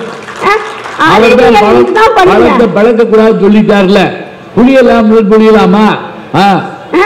அடுத்தது வந்து என்ன சொன்னாங்க? பிரெய்லி முறை. உண்மையிலேயே அறிவியல் வளர்ச்சி மொத்தமா நாங்க தவறுன்னு சொல்லலைங்க, நிறைய நல்லது செய்த. ஆனால் வாசிப்புல சொல்றீங்களே நீங்க, பார்வையற்றவர்களுக்கு அறிவியல் என்பது வாசிப்பிற்கான ஒரு வழியை திறந்து விட்டிருக்கிறது, நாங்க வணங்குறோம். ஆனா இந்த செல்போன் மூலம் இந்த இளைய சமுதாயம் படிக்கிறதுனால இன்றைக்கு கண் பார்வை இழந்து நிற்கக்கூடிய இளைஞர் எவ்வளவு பேர் இருக்கிறாங்க. அப்படி போடுங்க, கண்ணாடி ஏன் போடுறீங்க நீங்க? எடுத்து வந்து நிறைய செய்தியை வந்து அறிவியல் நாங்க இருக்கு கலைகளை பத்தி சொன்னார். வானமாமலை என்கிற நாட்டுப்புற ஆய்வாளர் ஐயா அவர் சொல்லியிருக்காரு, கலைகள் இந்த தமிழகத்துல 1200 கலைகள் இருந்துதான் நாட்டுப்புற கலைகள். இன்றைக்கு அந்த 1200 கலைகள் இவர்களது அறிவியல் வளர்ச்சியால 20 கலைகளாக சுருங்கி விட்டது என்று அவர் ஒரு ஆய்வை பதிவு செய்கிறார். ஏன் இன்னைக்கு பாருங்க, கிராமத்தோட்டில் என்ன சொல்றாங்க? கலையா அதெல்லாம் ஒண்ணும் வேணாங்க. திண்டுக்கல் ரீட்டாவை கூட்டுவாங்க. நாங்கெல்லாம் வருத்தப்படாத வாலிபர் சங்கம். வரலன்னா இந்த நாட்டை விட்டே போயிடுவோங்கிற நிலைமையில இருக்கிற போது எப்படி நீங்க கலைகள் வளருதுன்னு சொல்றீங்க? நாட்டுப்புற கலைகள் அப்படிங்கிறது தன்னம்பிக்கையை வளர்க்கக்கூடியதுங்க. அப்படி ஓரமா நின்று ஒரு அம்மா பாட்டு பாடும். அழகா அந்த கலையை பறிக்கும் பொழுது ஒரு பாட்டு, அங்க பாடும் பொழுதே குழந்தை தூங்கிட்டு இருக்கும். அப்படி ஒரு தன்னம்பிக்கை கொடுக்கக்கூடிய கலை இன்னைக்கு உங்ககிட்ட இல்லையே. எப்படி நீங்க வந்து இந்த கலைகளை வளர்க்குதுன்னு சொல்றீங்க? அடுத்து ரொம்ப அருமையான ஒரு செய்தியை சொன்னாங்க. கலைகளை வந்து ஆன்லைன் மூலம் கத்துக்கலாமா? ஏங்க, குருன்னு ஒருத்தர்கிட்ட கத்துக்கக்கூடியதுதாங்க கலையிலே பேரு. குரு இல்லாத கலை எங்கேயாவது வாழுமா நான் கேட்கிறேன். அந்த குருவோட பாணின்னு ஒண்ணு இருக்குங்க. அந்த பாணி அவருடைய அனுபவம். கண்ணதாசன் கிட்ட கண்ணதாசன் ஒரு அழகான ஒரு கவிதை எழுதியிருப்பார். இறைவனும் கண்ணதாசனும் கடவுளும் பேசிக்கிறாங்களாம். பிறப்பெண் வருவது யாதென கேட்டேன். கண்ணதாசன் இறைவன் கேட்கிறார். பிறந்து பாருன இறைவன் சொன்னான். படிப்பெனப்படுவது யாதென கேட்டேன். படித்து பாருன இறைவன் சொன்னான். மனையால் சுகம் எதுவென கேட்டேன். மணந்து பாருன இறைவன் சொன்னான். அன்பெனப்படுவது எதுவென கேட்டேன். பகிர்ந்து பாருன இறைவன் சொன்னான். லைனா சொல்லிட்டே வருவார். கடைசா வறுமை எனப்படுவது யாதென கேட்டேன். அதில் வறுமையில் வாடிப்பார் என்று இறைவன் சொன்னான். இறப்பு என்பது யாதென கேட்டேன். இறந்து பார் என இறைவன் சொன்னான். அனைத்துமே அனுபவித்தேதான் அறிய வேண்டும் என்றால் ஆண்டவனே நீ எதற்குன்னு கேட்டானா கண்ணதாசன். உடனே ஆண்டவன் சற்றே அருகினில் வந்து அந்த அனுபவமே நான் தான் என்றான் என்று அந்த கவிதையை முடிச்சிருப்பார். அப்படி அனுபவமாக இருக்கக்கூடிய இந்த ஒரு குருவிடமிருந்து ஒரு கலையை கற்கிறது உங்களுக்கு வளர்க்குமா? இல்ல நீங்க ஆன்லைன் யோகாவை கத்துக்கிறாங்க ஆன்லைன்ல எங்கேயாவது அடுக்குமா? மூச்சை இழுத்து விடணும் போதுதான் காலிங் பெல் அடிக்குது. அவன் இழுக்கிறதா விடுறதா கதவை திறக்கிறதா வந்து நிக்கிறது மனைவியா இருந்தா என்ன பண்றதுன்னு யோசிக்கிறான். இந்த சூழ்நிலையில இன்னைக்கு போயிட்டு இருக்கு. நான் இங்க அழகான ஒரு கோவில் நகரங்க. இது கலைகள் எல்லாம் குவிந்து இருக்கக்கூடிய நகரம் என்று சொன்னால் ஐயா சொன்னார்ல, நகரங்களில் சிறந்தது காஞ்சின்னு. அந்த மாதிரி கலைகளில் சிறந்தது காஞ்சி. கோவில்கள் அதிகம் இருக்கக்கூடிய இடம் காஞ்சி. பல்லவ மன்னர்களுடைய அத்தனை சிறப்பும் கொட்டி கிடக்கக்கூடிய இடம் காஞ்சி. நீங்க சொன்னீங்கல்ல இது அறிவியல் வளர்ச்சி வந்துருச்சுங்க. ஏன் ஒரு கோயிலை கட்ட வேண்டியதானே? ஒரு மகாபலிபுரத்துல ஒரு சிற்பத்தை எக்ஸ்ட்ரா சேர்க்க வேண்டியதானே? உங்களுடைய அறிவியல் வளர்ச்சியினால சுனாமி வந்து ஒரு நகரம் தெரிஞ்சது. அதான் நம்மளால பண்ண முடிஞ்சது. அழகா இன்னைக்கு தஞ்சாவூர்ல சொல்ற போதே நம்ம சொல்லுவோமே, அந்த பெரிய கோயிலை பத்தி சொல்ற போது அதனுடைய கட்டுமான வளர்ச்சி என்ன பண்ணிச்சு உங்க அறிவியல் நான் கேட்கிறேன். அந்த கட்டுமான வளர்ச்சியை பத்தி சொல்ற போது தஞ்சாவூர் பொம்மை இருக்கு பாருங்களேன், அது நீங்க வச்சீங்கன்னா அப்படியே அது ஆடும். கீழே போலா இருக்கும், மேல தலை வெயிட்டா இருக்கும். அதுதான் தஞ்சாவூர் பொம்மை. நம்ம வந்து நம்ம பெண் ஆடுறது மாதிரிலாம் தஞ்சாவூர் பொம்மை கிடையாது. அதனுடைய பாதம் இல்லாமல் இருக்கும் பாருங்க, அதுதான் தஞ்சாவூர் பொம்மை. அந்த பொம்மையுடைய கட்டுமானம் தான் பெரிய கோயிலுடைய கட்டுமானமா. அதுக்கு கீழே இருக்கக்கூடியதுல ஒரு மண்ணால் செய்யப்பட்டு அது போலா இருக்குமா. மேல நல்ல கட்டுமானத்தை போட்டு 1500 ஆண்டுகளுக்கு முன்னால் ராஜராஜ சோழன் கட்டி இருக்கிறான் என்றால் அந்த கலையை உங்களோட அறிவியல் வளர்ச்சிக்கு கொண்டு வந்துச்சா? கலையை பார்த்து இன்னைக்கு உலகமே வியந்து போதே. என்னடான்னு கேட்டா மண்ணரி பரிமாண தத்துவம்ங்கிறான்.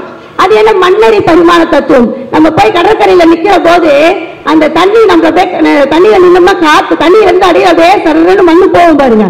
ஒரு நாள் இன்னும் பார்த்துருக்கிறான் மன்னன். அந்த வருஷம் காவிரியில வெள்ளம் வந்து இது எல்லா விவசாயமே இறந்து போறாங்களே, எப்படி நான் இந்த மக்களை காப்பாற்றுவது என்று கவலையோடு மன்னன் இருக்கிறான். அவனது பாதத்திலிருந்து மண் அப்படியே போகுது. அதை பார்த்து கிட்டத்தட்ட 20 ஆண்டுகள் கல்லணையை அந்த மன்னன் கட்டினான் என்று சொன்னால் இந்த அறிவியலை உங்களால கொண்டு வர முடியுமா நான் கேட்கிறேன். இன்னைக்கு எத்தனையோ விஷயங்கள் நீங்க சொல்றீங்க. இன்னைக்கு அறிவியல் என்ன தெரியுமாங்க பண்ணுது? ரொம்ப வருத்தத்தோடு நாங்களாம் பேராசிரியர்கள் ஐயா, மற்ற பசங்க எதையுமே நம்புறாங்க, எதையுமே இணையம் சொல்றதை நம்புறாங்க. அவங்க எது நல்லது எது கெட்டதுன்னு தெரியறதுக்கு முன்னாடியே போன கையில கொடுத்துறோமே, அவங்க எப்படிங்க நல்லது கெட்டது தெரிஞ்சுப்பாங்க? அதுதானே எங்களுக்கு பயத்தை ஏற்பட்டது. ஒரு காலத்துல விளையாட்டுங்கிறது எப்படிங்க இருந்தது? அழகா 2 பேர் சேர்ந்த ஓடி விளையாடு பாப்பா, நீ ஓய்ந்திருக்கல் ஆகாது பாப்பா, கூடி விளையாடு பாப்பா. இதை எதிர நீ அண்டர்லைன் பண்ணிக்கணும். கூடி விளையாடு பாப்பா, ஒரு குழந்தையை வையாதே பாப்பான்னு சொல்றாரு.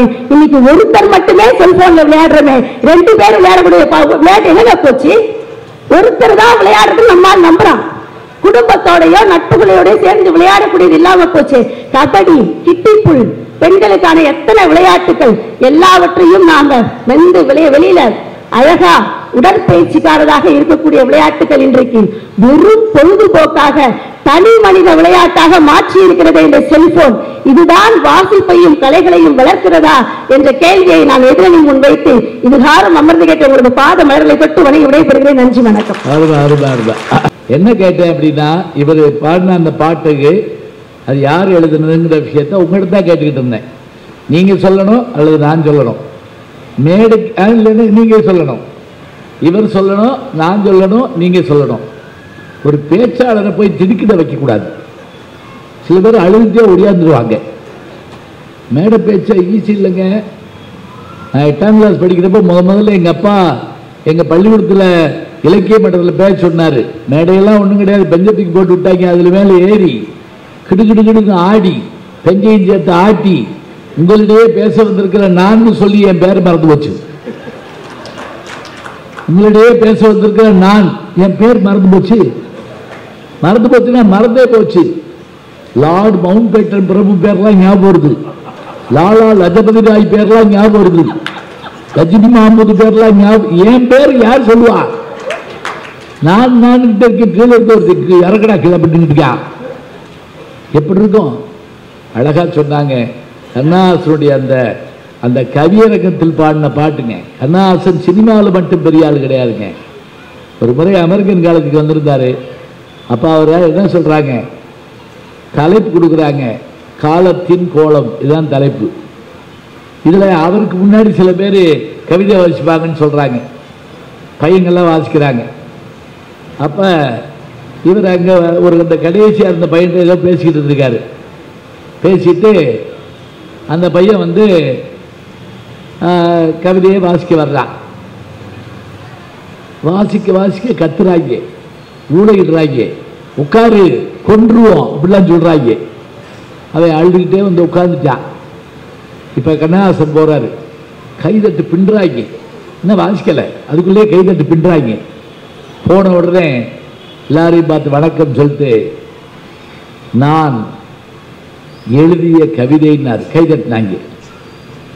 நான் எழுதிய கவிதை. 2வது தடவை சொன்னார், அதுக்கு கைதட்டினாங்க. கவிதையை நான் எழுதினேன், அதுக்கு கைதட்டினாங்க. இப்படியே வாசிக்க வாசிக்க கைதட்டிட்டே இருக்காங்க. அப்ப சொன்னாராம், இப்ப கைதட்டிங்களே, இந்த கவிதை யாருக்கு தெரியுமா? அப்பதான் அந்த பையன் வந்து கவிதை வாச்சான்ல, அப்ப நீங்க எல்லாம் சேர்ந்து கைதட்டீங்கல்ல, அந்த கவிதை யாருக்கு தெரியுமா? அந்த பையன் வர்றப்ப அவன் பேப்பரை நான் வாங்கிட்டு என் பேப்பரை அவன்கிட்ட கொடுத்துட்டேன். என் கவிதை அவன் வாய்ச்ச போது நீங்க எல்லாம் அவனை உட்கார்றான்னு கத்தி அதை அவன் எழுதின கவிதையாக்குன்னு நீங்க ஒண்ணு கூட கேட்காம அவனை அழுகு வச்சு உட்கார வச்சிங்க. இப்ப அவன் எழுதின கவிதை நான் வாசிக்கிறேன், நான்கிற கைதட்டுறீங்க. இதுதான் காலத்தின் கோலம். நீங்கள் ஆட்களை பார்க்கிறீர்களே தவிர அவருடைய கவிதையை பார்ப்பதில்லை. அவன் தாங்க கண்ணதாசன். என்ன அழகா சொன்னாங்க பார்த்தீங்களா? செய்திகளை அவங்க எடுத்து சொல்ல சொல்ல நமக்கு ஆச்சரியமா இருக்குது. ஒவ்வொரு செய்தியும் எல்லா கலையும் ஆன்லைன்ல படிக்க முடியுமாங்க? சொல்லுங்க பார்ப்போம். குரு இல்லாமல் சில கவிதைகள் சில இது கலைகளை படிக்கக்கூடாதுன்னு சொன்னாங்க. அதுக்கு உண்மையா யோகாசனம் இருக்குன்னு சொல்றோம்ல, யோகாசனம்ங்கிற ஒரு இது, அது ஒரு குருவோட தான் இருந்து படிக்கணும். டிவியை பார்த்துக்கிட்டு சில பேர் படிக்கிட்டு இருக்காங்க. ஒருத்தன் காலை தூக்கி இப்படி கழுத்தில் போட்டுருந்துருக்கான், கரண்ட் போயிடுச்சு, அப்படியே உட்கார்ந்துருக்கான். அந்த அம்மா தட்டை கொண்டு வந்து மண்டல ஒரு அடி, 100 தடவை சொல்றேன்ல இதை பார்த்து இதை செய்யாதன்னு. அவன் அப்படியே அதுலேயும் முணங்கிட்டு நீ மாத்திரம் அதை பார்த்து சமையல் பண்ற அப்படின்னு இருக்கான். பழிக்கு பழி வாங்கிட்டான். கலைகளை அப்படித்தாங்க இருக்கணும். அடுத்து அதே மாதிரி சொன்னாங்க, இன்னைக்கு எத்தனை விஷயங்கள். ஏன் நீங்க ஒரு கோயிலை கட்டி பாருங்க, தஞ்சாவூர் பொம்மை சொன்னாங்களோ, உங்களுக்கு தெரியாது இல்லைங்க. அதனுடைய சிறப்பு என்ன தெரியுமா? அந்த தலை இருக்குல்ல, என்னதான் நீங்க கவுத்தாலும் தலை தரையில படாதுங்க. அதான் உண்மை. அந்த கோவிலுடைய அந்த கலசத்தின் நிழல் வந்து அந்த சதுரத்தை தவிர கீழே படாது. அதான் முக்கியம். அது அதனுடைய அமைப்பில் கட்டப்பட்டது. அதனுடைய ஃபவுண்டேஷன் எவ்வளவு தெரியுங்களா? வெறும் 6 மீட்டர் தாங்கிறாங்க. முழுவதும் மணல் பரப்பப்பட்டிருக்குங்க. மணல்னா எவ்வளவு கோடி வண்டி கொண்டு சேர்த்துருக்கணும். இந்த விஞ்ஞானத்தை படிச்சீங்களா? உலகத்தில் யுனெஸ்கோங்கிற ஒரு அமைப்பு எது பழமையான டேம், கல்லணை, அது மாதிரி அணை எது, டேம் எதுன்னு தேடி பார்த்தாங்க. எகிப்தில் இருக்கக்கூடிய நைல் நதியில் கட்டப்பட்டிருப்பதான் பழமையானதுன்னு கண்டுபிடிச்சாங்க. அதை தீர்மானித்து போடுறதுக்குள்ள இங்கிருந்து ஒருத்தர் கடிதம் எழுதினாரு, நீங்கள் ஒரு முறை கல்லணையை வந்து பார்க்க வேண்டும். அந்த டீம் வந்துச்சுங்க. வந்து பார்த்து என்ன தெரியுமா மிரண்டு போனாங்க, ஓடுற ஆற்று தண்ணீருக்கு நடுவில் கட்டணும். எப்படி கட்டினாங்க அப்படின்னா, கரிகால் பெருவளத்தான் பெரும் பெரும் உருண்ட பாறைகளை கொண்டு வந்து போட்டுக்கிட்டே இருக்க தண்ணியை அடைக்கலைங்க. ஒரு உருண்டைக்கல்லுக்கு இன்னொரு உருண்டைக்கல்லுக்கு இடையில இருக்குமில்ல ஓட்டை, அது வழியா தண்ணி போகும். தண்ணி போயிட்டே இருக்கும், அணை எழுப்பிக்கிட்டே இருக்கும். 2000 வருஷத்துல நம்ம கண்டுபிடிச்ச விஞ்ஞானம். நினைச்சு பாருங்க. நம்ம கல்லணையில் போய் என்ன செய்யறோம் சொல்லுங்க? முனியாண்டி அப்படின்னு பேர் எழுதி வைக்கிறோம். நம்ம தான் கட்ட மாதிரி. தாஜ்மஹால்ல நம்ம ஆறுமுகம்னு எழுதி வச்சிருக்காங்க. போனா பேசாம வர வேண்டியதானே. ஒரு அறிவியலுங்கிறது இன்னைக்கு நீங்க என்ன செய்றீங்க அதைத்தான் கேட்டாங்க. வாசிப்பை நேசிக்க வேண்டும், உண்மைதான். வாசிக்க விட மாட்டேங்குது. அதே போல அறிவியல் எல்லாம் கொடுத்தது. ஒரு கேள்வி கேட்டாரு, மிக்சி இல்லாமல் அதான் ஏன் உங்க தாத்தா வாழலையா? அவர் காலத்தில் மிக்சி இருந்ததா? அவங்க இன்னும் சொல்ல போனா பழைய ஆளுகள்கிட்ட சுவிட்சை போட சொன்னா கூட வேணாம்ப்பா, கரண்ட் சாக்கடிக்கும், சுவிட்சை போட மாட்டாங்க. சரி, அருமையாக பேசிய பேராசிரியருக்கு நம்முடைய நன்றியை தெரிவித்துக் கொள்வோம். 4 பேருக்கும் பாராட்டுகள். அதுக்காட்டில் முக்கியமாக இவ்வளவு நேரம் நீங்கள் இருந்து கேட்டீங்கல்ல, பட்டிமன்றம் ஆரம்பித்து ஏறத்தாழ 2 மணி நேரம் ஆயிடுச்சு. இந்த 2 மணி நேரம் என்னங்க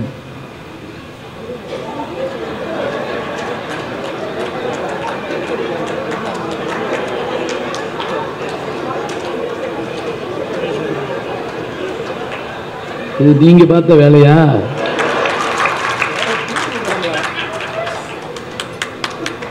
ஏமா தீர்ப்பு சொல்ல வேணாமா? நான் கூட எனக்கு ஏதோ ரூபா நோட்டு கொண்டு கொடுக்க வர்றாங்களாக்கும் அன்பளிப்பு. இந்த முடிச்சிடறேம்மா கொஞ்சம்.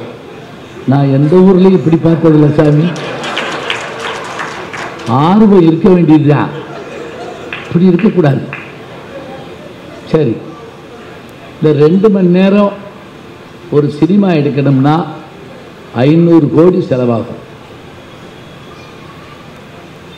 அமெரிக்காவில் போய் எடுத்தா தான் பார்ப்பாங்க நம்ம ஊர் ஆளுங்க. இப்படி ஆகி போச்சு. இப்போ இதுக்கு மேலே வயசானாலும் ஐஸ்வர்யராயத்தான் போடணும். எல்லாம் பண்ணியும் அந்த படம் 5 நாள் ஓட மாட்டேங்குது. வெள்ளிக்கிழமை போட்ட படத்தை திங்கக்கிழமை போய் பார்த்தா அன்னைக்கே தூக்கிட்டோம்ங்கிறாங்க. அன்னைக்கு தானே மனுஷன் கேட்கிறோம், அன்னைக்கே தூக்கி போ போ போ அப்படிங்கிறான். ஆனா 2 மணி நேரம் இன்னும் நான் தீர்ப்பு சொல்லலை. அம்மா, நான் இன்னும் தீர்ப்பு சொல்லலை. இந்த 2 மணி நேரமும் உட்கார்ந்து நின்று நடந்துக்கிட்டு போயிட்டு வந்து என்று கேட்டுக்கொண்டிருக்கக்கூடிய அத்தனை பெருமக்களையும் நான் இருகரம் கூப்பிட்டு வணங்குகிறேன்.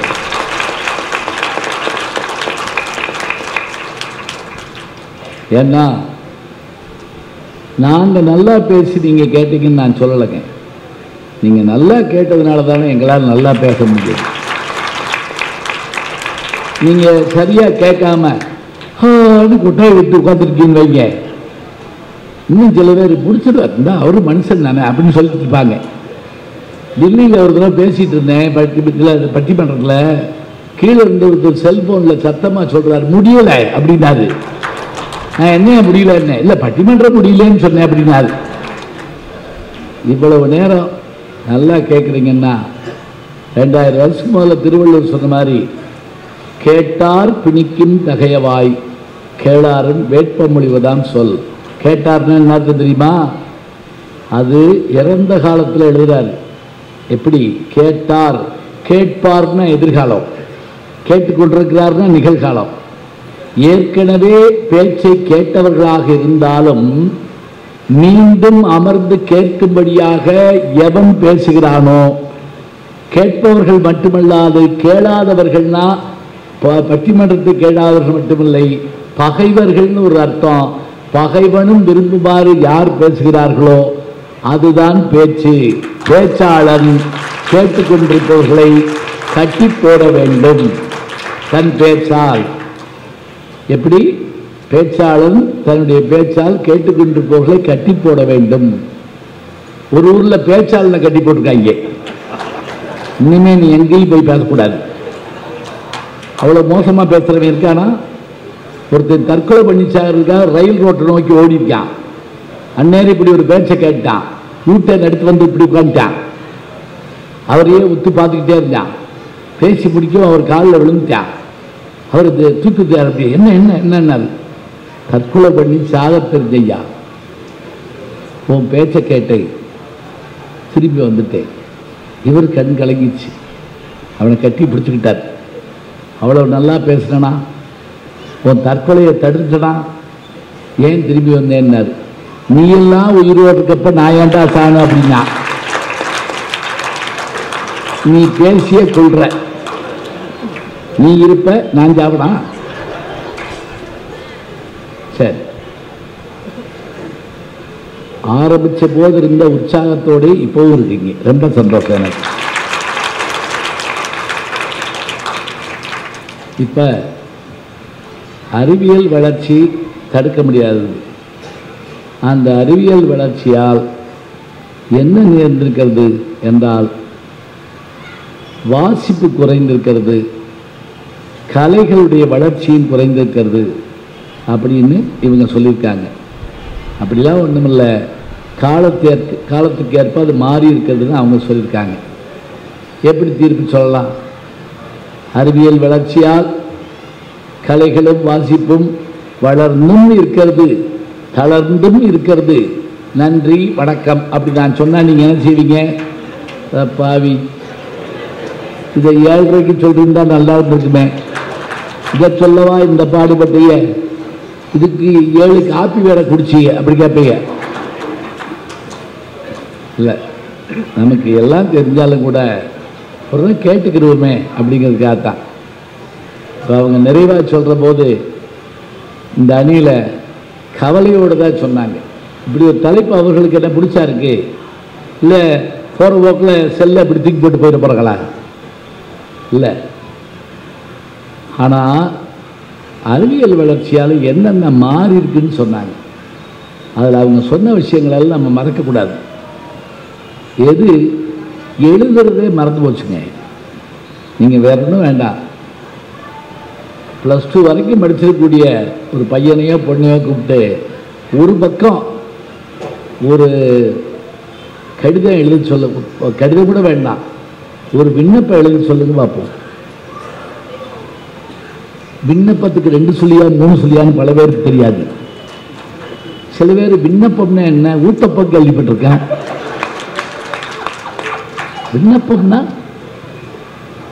என்ன சொல்றது? பாருங்க, தமிழுக்கு ஒரு சிறப்பு என்ன தெரியுமா? நம்ம இலக்கிய நடையும் உண்டு, வழக்கு நடையும் உண்டு. நம்மகிட்ட தான் செய்யுள் நடைனா என்ன, இலக்கிய நடைனா என்ன அப்படின்னா தூய தமிழ்ல பேசுவது. இயல்பு நடைனா என்ன, அது எளிய தமிழ்ல பேசுவது. உதாரணமா இப்போ ஒரு அரசாங்க அதிகாரிக்கு நீங்க கடிதம் எழுதுறதா இருந்தால் எப்படி எழுதுவீங்க?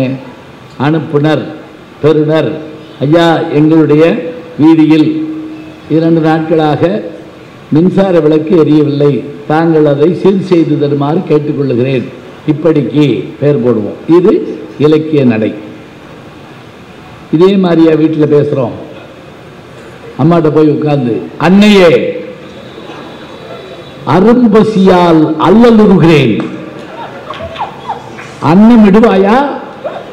இந்த கரண்டியை கொண்டு ஒரு சாத்து. நல்லா தானே இருந்த, ஏன் அது கூட சேராத பட்டிமன்றத்துக்கு போகுதுன்னு சொன்னா கேட்கறியா?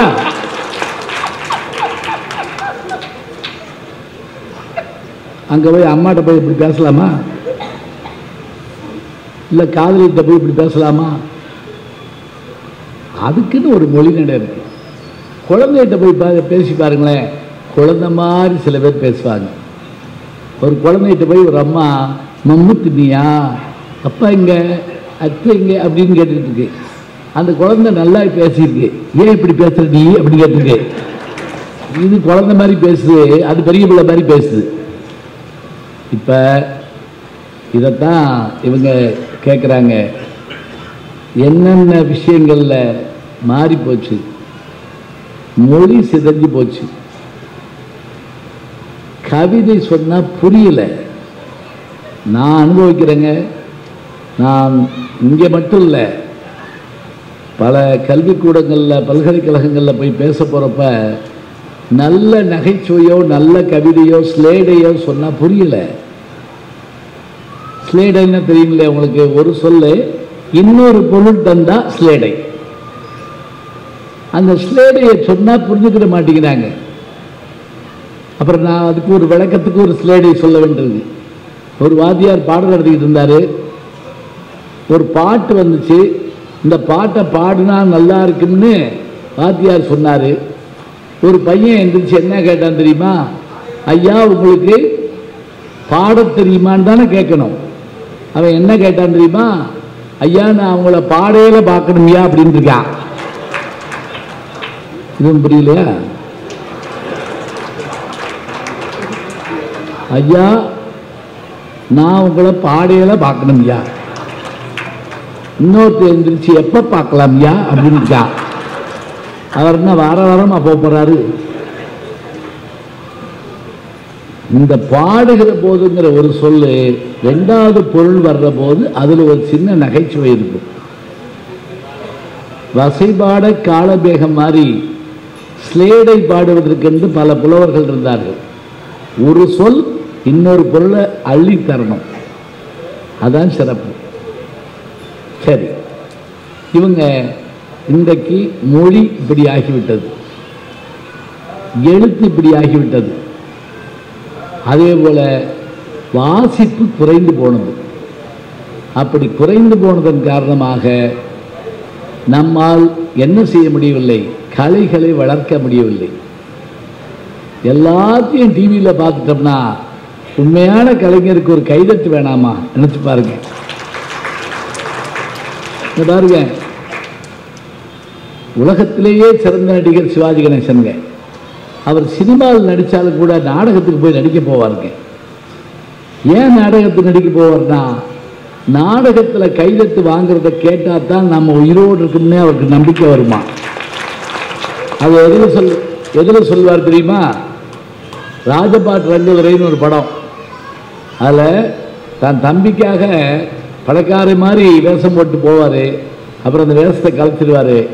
அப்போ அந்த டிகே பகவதிங்கிற அந்த இவர் கேட்பாரு, ஏயா உழைச்சி வேற ஏதாவது வேலை பார்க்கலாம்ல, நீங்கள் ஏன் நடிக்கிறேங்கிறீங்க, நாடகம் தான் பார்க்கறது இல்லையா யாரும், ஏன் நாடகம் பார்க்குறீங்க, நாடகத்தை போடுறீங்க அப்படின்னு கேட்டோடனே அவர் சொல்லுவார், ஐயா பகலெல்லாம் பட்னியாக கிடந்தாலும் ராத்திரியில் ராஜா வேஷம் போட்டு அந்த கிரீடத்தோடையும் செங்கோலோடையும் உட்கார்ந்துருக்கிறப்ப கிடைக்கிற சந்தோஷத்தை காட்டிலும் வேற என்னையா இந்த உலகத்தில் வேணும்பார்.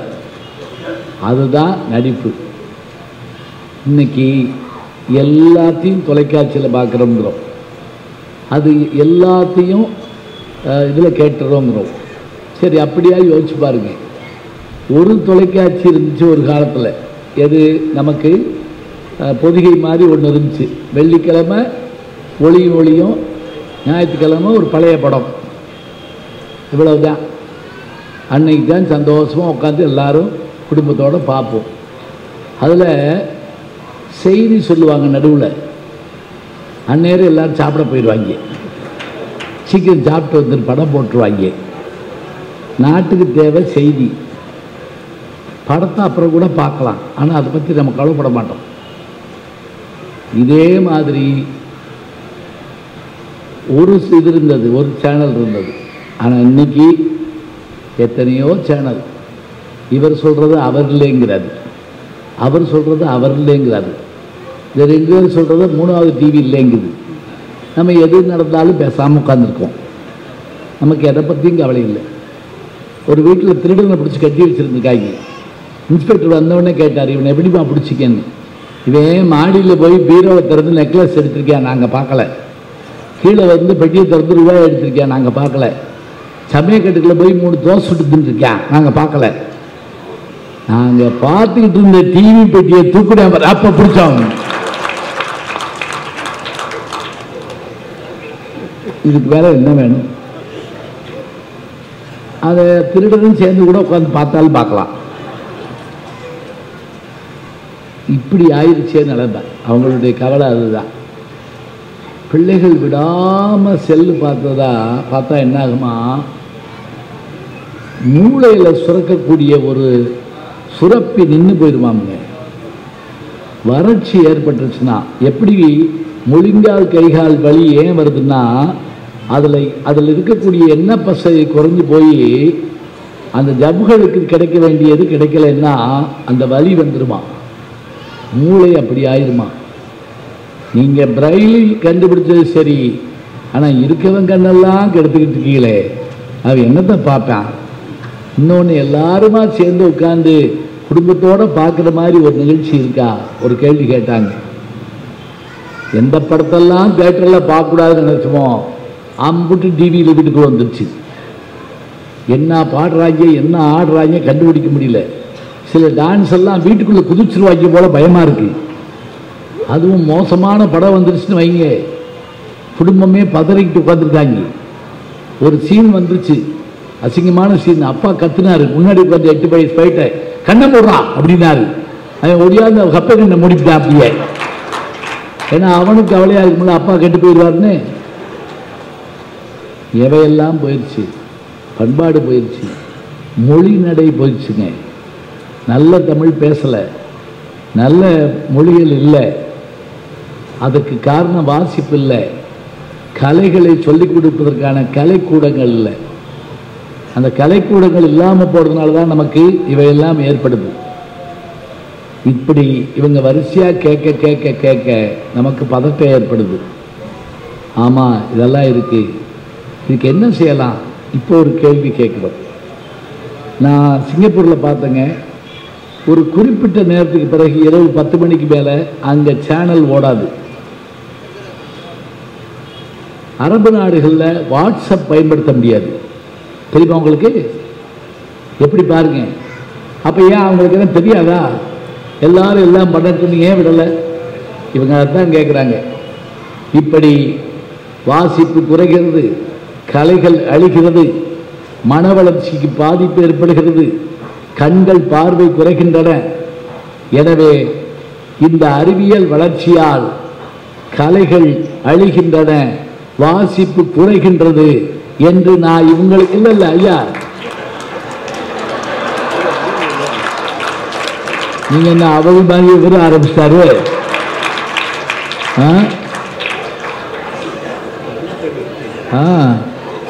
நீங்க முடிஞ்சிருச்சேன்னு நினைச்சிட்டீங்க. அவங்க நான் பேசிட்டேன்னே நம்பிட்டு வந்துட்டாங்க. ஐயா முடிக்கல, இந்த இருங்க இருங்க. நான் ஒரு பக்கம் தீர்ப்பு சொன்ன மாதிரி ஆயிரும். மதுரையிலிருந்து வேற வந்திருக்கேன், என்னன்னு புரியல உங்களுக்கு. சிலப்பதிகாரம் என்னது? மதுரையில் பாண்டியன் சரியா தீர்ப்பு சொல்லலைன்னா என்ன ஆகும்னு எனக்கு தெரியாதா? சரி,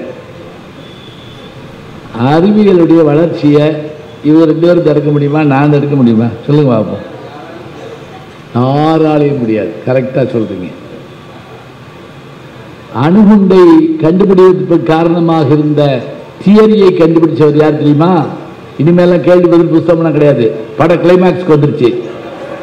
ஐன்ஸ்டீன். ஒரு கவிஞன் எழுதாங்க, எப்படி ஐன்ஸ்டீனுடைய தியரியை அப்படி பிளாக் போர்டில் எழுதினாராம். E is equal to mc square, E is equal to mc square என்று ஆல்பர்ட் ஐன்ஸ்டீன் கரும்பலகையில் எழுதினார். ஜப்பான் அழிந்தது அப்படின்னு எழுதுறாங்க. அந்த தியரியை வச்சுதான் அணுகுண்டு கண்டுபிடிக்கப்பட்டு ஜப்பான்ல அணுகுண்டு போட்டாங்க. அவர்கிட்ட கேட்டாங்க, அணுகுண்டு உலகத்தை அழிக்கப் போகிறது என்று தெரியும், நீங்கள் கண்டுபிடிப்பதற்கு காரணமாக இருந்தீர்கள், இதற்கு மாற்று மருந்து என்னன்னு கேட்டாங்க. அவர் கொஞ்ச நேரம் யோசிச்சுட்டு என்ன சொன்னார் தெரியுங்களா? சமாதானம் அப்படின்னாருங்க. சமாதானம். சண்டை இல்லாம இருந்தா தான் நம்ம தப்பிப்போம், இல்லைன்னா முடியாது. ஃபர்ஸ்ட் வேர்ல்டு வார்ல இறந்தவர்களுடைய எண்ணிக்கை எத்தனை பேருக்கு தெரியும்? செகண்ட் வேர்ல்டு வார்ல எத்தனை லட்சம் பேர் இறந்தாங்க யாருக்கு தெரியும்? AK-47 ஒரு துப்பாக்கியை கேள்விப்பட்டிருப்பீங்க. அந்த AK-47 என்ன தெரியுங்களா?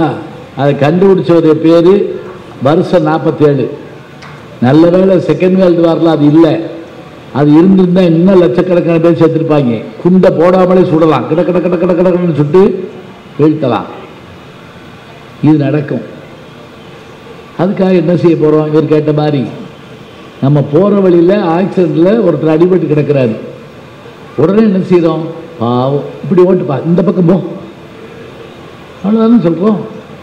அந்த பக்கம் கூட்டமா இருக்கு, இப்படி போ. இனிமேல் கார்லயே ஏற மாட்டேன் இல்லையே, ரயிலில் ஏற மாட்டேன் இல்லையே. எதுவாக இருந்தாலும் புதிதாக வருகிற எல்லாத்தையும் வாங்கணும். 10 நாள் அமெரிக்காவில் இருந்தேன். இந்த மாதம், போன மாதம் 17ஆம் தேதியிலிருந்து 27ஆம் தேதி வரைக்கும், ஜனவரி 10 நாளில் 30 காரில் நான் பயணம் பண்ணேன். 30 கார் எழுதிருக்கீங்களா? டெஸ்லா என்கின்ற கார். இந்த டெஸ்லாங்கிற காரு மின்சார கார். யாருடைய கார் தெரியுமா? கம்பெனி கார் தெரியுமா? எலான் மஸ்கினுடைய கம்பெனி. இந்த டெஸ்லா யார் தெரியுங்களா? தாமஸ் ஆல்வா எடிசன் காலத்தில் வாழ்ந்த அதே அளவு விஞ்ஞான கருவிகளை கண்டுபிடிச்சு வெளியே தெரியாம போன ஒரு அப்பாவி மனுஷன் டெஸ்லா.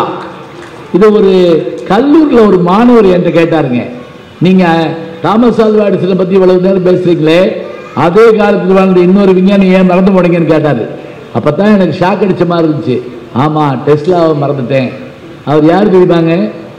விவேகானந்தர் அமெரிக்காவில் 1893 சிகாகோவில் பேசிய போது, அப்போது அன்றைக்கு அந்த ஒளிபெருக்கி கருவி மற்றும் மின்சார பல்புகளை ஒருங்கிணைத்த ஒரு ஆள் யாருன்னு கேட்டா அந்த டெஸ்லா தான். பின்னாடி விவேகானந்தரோடு 3 மணி நேரம் பேசியிருக்காரு அவர். இந்த செய்தியில எத்தனை பேருக்கு தெரியும்? இந்த டெஸ்லா கார்ல என்ன ஆச்சுன்னு தெரியுங்களா? நீங்க போறப்பயே நம்ம வந்துட்டோம் தெரிஞ்சு கார் கதவை திறக்குங்க. ஏறி உட்கார்ந்து அப்படி பட்டம் தட்டிட்டா வீட்டுக்கு போ அப்படின்னா வீட்டுக்கு போகுங்க. எந்த வீட்டுக்குலாம் கேட்காது. இப்ப ஆர்டிபிஷியல் இன்டெலிஜென்ஸ்ங்கிறாங்கல்ல, அதனுடைய பெரிய செயற்கை நுண்ணறிவு என்ன தெரியுமா? அந்த ஆப் வச்சிருக்கவங்களுக்கு தெரியும். இவர் சொன்னார் அது ஆப்பு அப்படின்னார்ல, அது என்னன்னா இவருக்கு அது பயன்படுத்த தெரியாதனால சொல்றாரு. அது நம்ம தெரிஞ்சுன்னு வைங்களேன், நம்ம 10 நிமிஷம் பேசாம இருந்தோம்னா அது பேச ஆரம்பிக்கும். ஏன் சோகமா இருக்க அப்படின்னு கேட்கும். உனக்கு பிடிச்ச பாட்டு போடவா அப்படின்னு கேட்கும். ஒரு கதை சொல்றேன் கேட்குறியா அப்படின்னு கேட்கும். கட்டின பொண்டாட்டி கூட அப்படி கேட்காது, கட்டின புருஷன் கூட அப்படி கேட்க மாட்டான். AI, artificial intelligence. இன்னைக்கு சீனாவில் ஒரு இது கண்டுபிடிச்சிருக்காங்க, ஒரு பெண்ணை எல்லாரோடையும் சேர்த்து ஆடுறா, அந்த கூட்டமே அவ பின்னாடி ஓடுது, அவ பெண்ணே இல்லை, கம்ப்யூட்டரில் செஞ்ச ஒரு ஆர்டிபிஷியல் இன்டெலிஜென்ஸ் பொம்மை. நான் பார்த்த ஒரு விஷயத்தை நேராக சொல்கிறேனே, மலேசியா போயிருந்தபோது குடும்பத்தோடு போயிருந்தோம். தைப்பூசம், அதுக்காக ஆஸ்ட்ரோ வானவில்ல பேசுறதுக்காக போயிருந்தேன். நாங்கள் தங்கியிருந்த ஹோட்டல் 7 ஸ்டார் ஹோட்டல். 7 ஸ்டார்னா 5 ஸ்டார் கடலில் பெருசு. அப்போ வீட்டில் எல்லாம் ஷாப்பிங் போயிருந்தாங்க. நான் உட்காந்துருந்தேன், எங்கே அந்த ரிசப்ஷனில் உட்காந்துருந்தேன். இந்த காலத்தில் பிரம்மாண்டமான ஸ்க்ரீனுங்க. அதில் என்னமோ ஒரு டான்ஸு ஓடிக்கிட்டு இருந்துச்சு. ஒருத்தர் தலையை விரிச்சு போட்டு பேயா ஆடிக்கிட்டு இருக்கான். எல்லாரும் சுற்றி ஆடுறாங்க. இதை நான் முன்னாடி சேர் போட்டு உட்காந்து பார்த்துக்கிட்டு இருந்தேன். அங்கேருந்து அந்த ஹோட்டல் இதில் இருந்த ரிசப்ஷனிஸ்ட் என்கிட்ட வந்து நான் உங்களுக்கு ஏதாவது செய்யணுமா, நீங்கள் அது மாதிரி ஆடணுமான்னு கேட்டாங்க. ஏம்மா உனக்கு என்ன, நான் என்ன செஞ்சேன், நான் பாட்டுக்கு தான் பார்த்துக்கிட்டேன். இல்லை சார் நீங்கள் அந்த மாதிரி ஆடணுமான்னு கேட்டாங்க. எனக்கு ஆட தெரியாதே அப்படின்னே.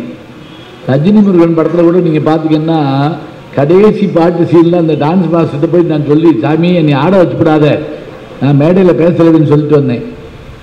இப்போ ஆடணுமான்னு கேட்டாங்க.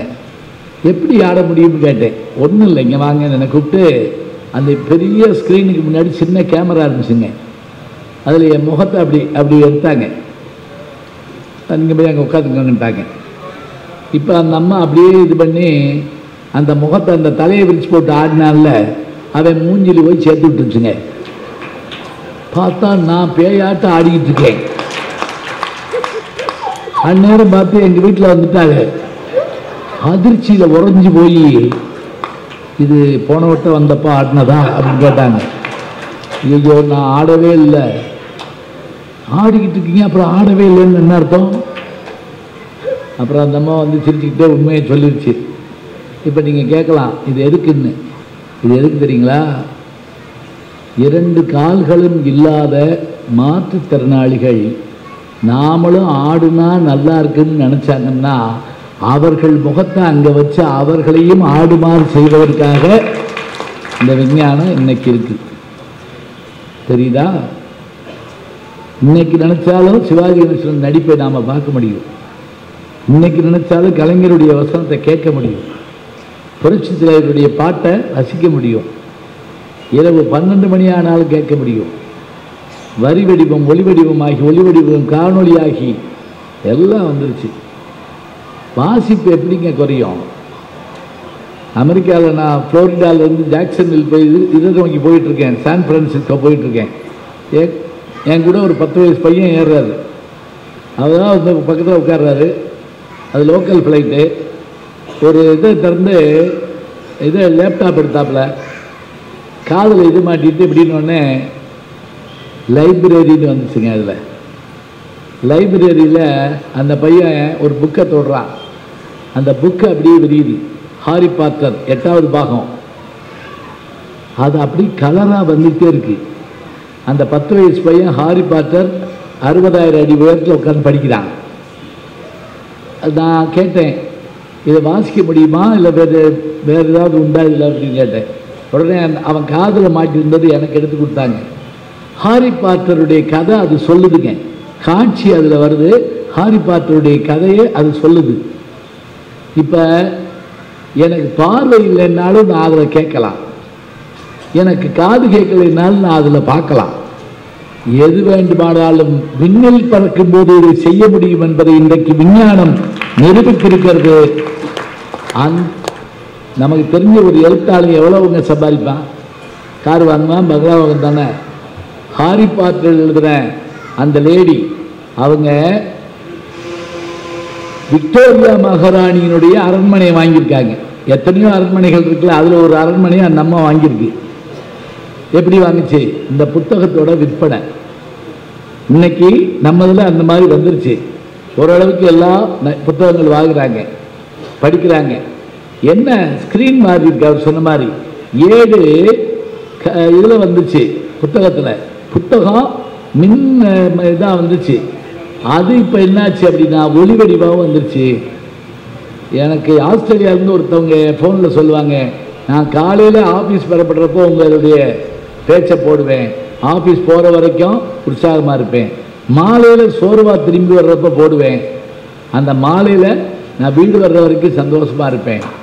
எங்கேயோ இருக்க நான் எங்கேயோ இருக்கக்கூடிய அவர்களுக்கு என்னுடைய குரல் மூலமாக செய்தியை தர முடிகிறது என்று சொன்னால் ஏன் எதையும் மறக்க முடியாது? அதே போல் பரதநாட்டிய வகுப்பை ஆன்லைனில் நடத்துகிறாங்க. பத்மினி அவருடைய வீட்டில் நான் பார்த்தேன், நியூ ஜெர்சியில். அங்கே அவர்களுக்கு அதை சொல்லிக் கொடுத்துக்கூடிய கலையரங்கம் வச்சுருக்காங்க.